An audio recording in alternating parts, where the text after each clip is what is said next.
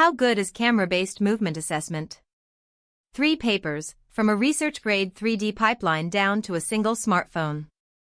These 3 papers examine camera-based movement assessment at 3 different price points and levels of sophistication: a full 3D reconstruction pipeline feeding a musculoskeletal model, a systematic review synthesizing accuracy evidence across many such systems, and a single smartphone running free software.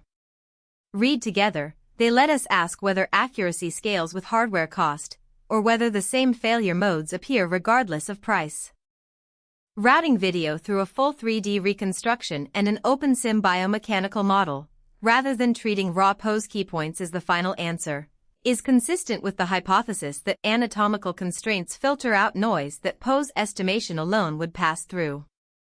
Reported agreement with marker-based measurement is described as strong, but sample size and the diversity of gait patterns tested are not detailed here, so whether this holds for markedly abnormal gait, arguably the population that would benefit most from accessible assessment, is not established by this paper alone.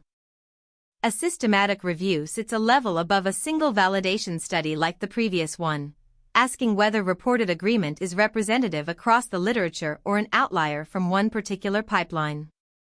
That a review of this kind is being written at all is itself informative. It suggests the field does not yet treat markerless capture for lower limb ACL screening as settled, but as a body of evidence still being assembled and compared, a status this video cannot resolve further without the review's own quantitative synthesis.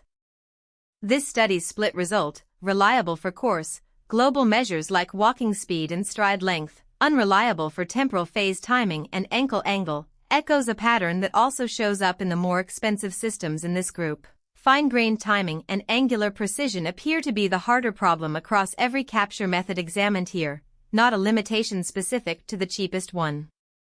Whether more standardized camera placement or radar training would close this particular gap was not tested.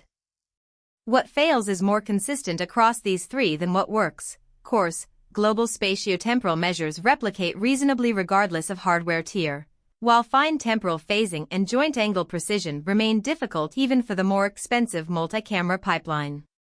This is consistent with the hypothesis that the bottleneck is a shared limitation in how current pose estimation methods resolve fast, subtle motion, rather than simply camera cost or resolution, though confirming that would require testing the same participants across all 3 methods directly, which none of these studies did.